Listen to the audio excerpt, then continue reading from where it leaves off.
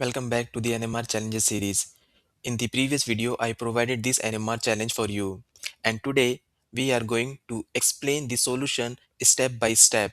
If you have already solved it, then you can match your answer by the end of this video. So let's start today's NMR challenge. This is our ninth NMR challenge in which we are going to determine the structure of this compound having molecular formula C9H10O2 from the given 1H NMR and 13C APT NMR.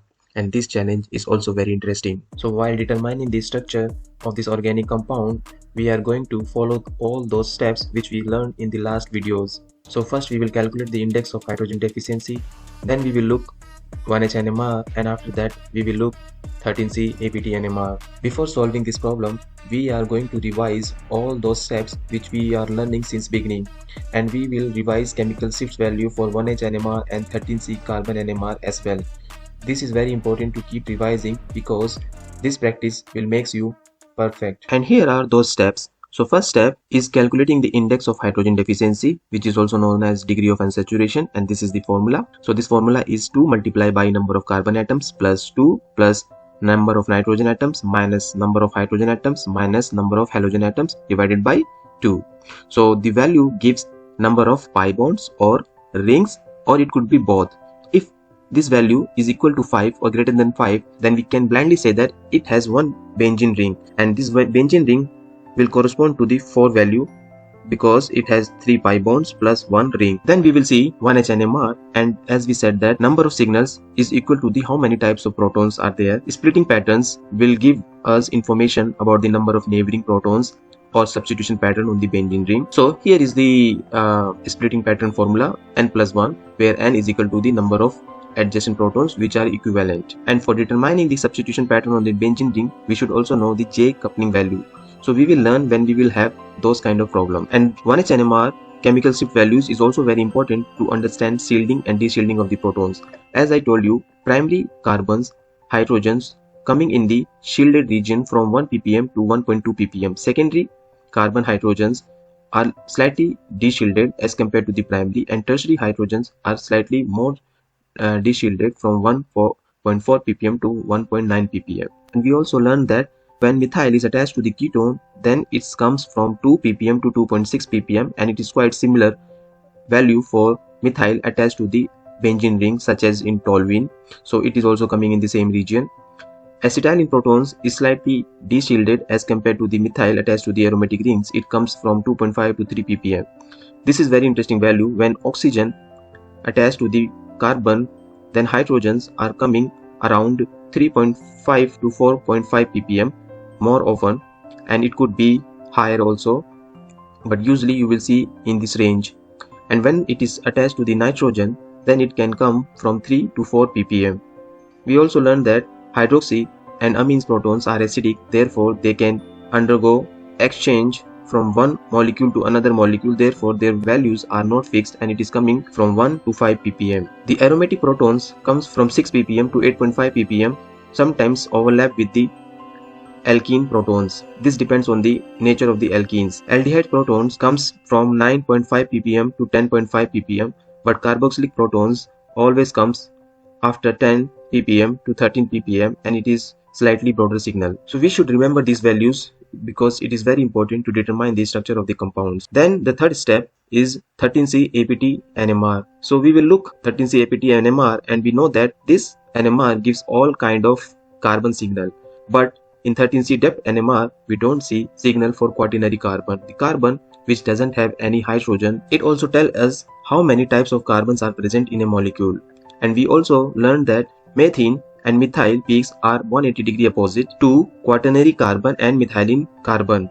So in this spectra which we are going to show here, the quaternary carbon and CH2 signals coming in the upward direction, or we can say in a positive phase, and methane and methyl carbon are coming in the negative phase.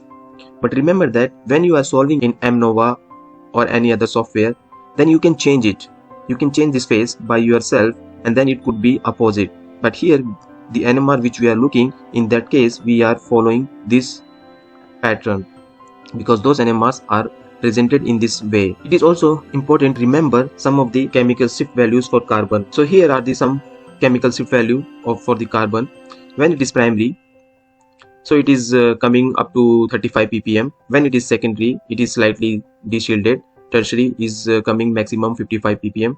When it is connected to the oxygen, then it comes from 50 to 70 ppm more often, but it could go to 90 ppm depending upon the structure. Acetylene carbon comes from 70 to 90 ppm, and benzene carbons comes from 110 to 170. These values for the functional groups is very important to remember. Ester comes from 165 to 175 ppm, but amides could be slightly lower than ester. It can be from 160 to 175 ppm. Carboxylic acid is slightly higher from 175 to 185 ppm. Aldehyde always coming in highly deshielded region from 190 to 200. Therefore, it is easy to distinguish between carbonyl carbon from ester or carboxylic acid. So after revising all the chemical sheets value, we are ready to take this challenge, and we are going to solve this problem step by step. So first we are going to calculate the index of hydrogen deficiency. 2 multiplied by 9 plus 2 plus 0 minus 10 hydrogen, 0 hydrogen divided by 2, so 5. So the compound has 5 degrees of unsaturation, and this implies that the compound have one benzene ring, which contributed to the 4 degree of unsaturation, and now 1 degree of unsaturation is left. To further confirm that whether the compound has benzene ring or not, you can see the NMR. In the NMR, you can see that in the aromatic region there are 2 signals. So we are 100% sure that this molecular formula contains one benzene ring. Now we are going to interpret 1H NMR. So from 1H NMR, you can see that there are 1, 2, 3, 4, 5 signals. It means it has 5 types of hydrogens. Now the signal around 1.5 ppm is corresponding to 3 hydrogens, and it is triplet. So this triplet value indicates that the neighboring n value, we know that splitting rule is follow n plus 1. So is it triplet? So n value will be 2. So in the neighbor there are 2 hydrogens. So probably it is CH2. And this 3 hydrogen indicates that this is CH3. So it looks like that this compound has C2CH3 group. Now look at the signal 2. This is the signal 1. And now let's look at the signal 2, which is around 4 ppm. And this 4 ppm signal is corresponding to 2 hydrogen integration, and it is quadrate. So quadrate value will give n is equal to 3. So this implies that in the neighbor there is a CH3, and this CH2, this 2 hydrogen indicates that this compound have CH2, and this 4 ppm value indicates that this CH2 is attached to oxygen. So this compound have OCH2 CH3 group. Now look at the aromatic region. In aromatic region you have 2 signals. Signal number 3 is corresponding to 2 hydrogens integration, and this is doublet. And similarly signal 4 corresponding to 2 hydrogens, and it is also doublet. Now we can calculate the J value for this by using the formula. You can see here the zoom part of this. This is the zoom part. So to calculate this J value, you can x2 minus x1, this value, and then multiply by frequency of the NMR, and this value will come in hertz. Now if you see that we have already given this value in the hertz, so you don't need to multiply by 500 here. So just subtract this 2 value, which is 4196.7 minus 4187.9, so it comes around 8.8 hertz. And similarly for this also it is coming around 8.8 hertz. So this indicates that this benzene ring has para substitution. So this benzene ring is something like this. Here is one substitution, and here is another group, and this part has hydrogen. I would like to also recall your knowledge that ortho substituted benzene ring, ortho coupling in the benzene ring correspond to J value from 7 to 10 hertz, and for meta coupling it corresponds to 2 to 3 hertz, and for para coupling it is very hard to see, which is very low, is around 0 to 1 Hz. So this is almost negligible, and mostly you don't see this para coupling. You see only ortho and meta coupling. So in the given problem, we are seeing the ortho coupling. Now we have the following information that the compound has benzene ring, which is substituted at para position, and it has CH2, OCH2, CH3, and let's see what else we are getting. Now if you see the signal around 10 ppm, 10 ppm signal is corresponding to 1 hydrogen and it is singlet. This value clearly indicates that the compound have aldehyde group. And now you can see that the compound have 5 degree of unsaturations, 4 from the benzene ring and 1 from the aldehyde group, 4, 1. So now this is satisfying our molecular formula.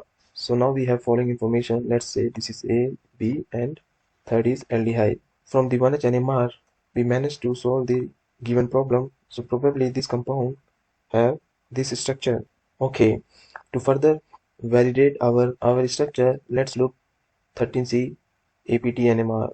In 13C APT NMR, there are 1, 2, 3, 4, 5, 6, 7 signals, and this signal, which is around 191 and in the downward direction, clearly indicates that this is aldehyde group. It is aldehyde carbon, and this 6 is quaternary carbon and it belongs to this one, and this fifth signal, fifth, is belongs to CH of the benzene ring, and this is also CH of benzene ring. So it could be this or this.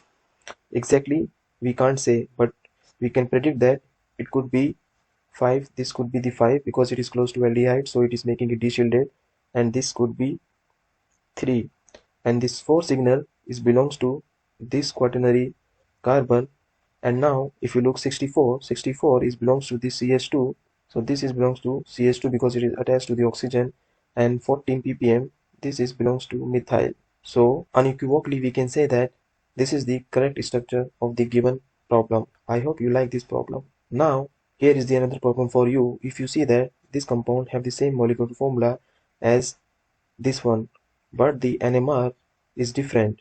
Now you have to determine the structure of this compound and let me know in the comment box. So don't forget to subscribe my channel. We will see you in the next video. Thank you very much. Take care. Bye bye.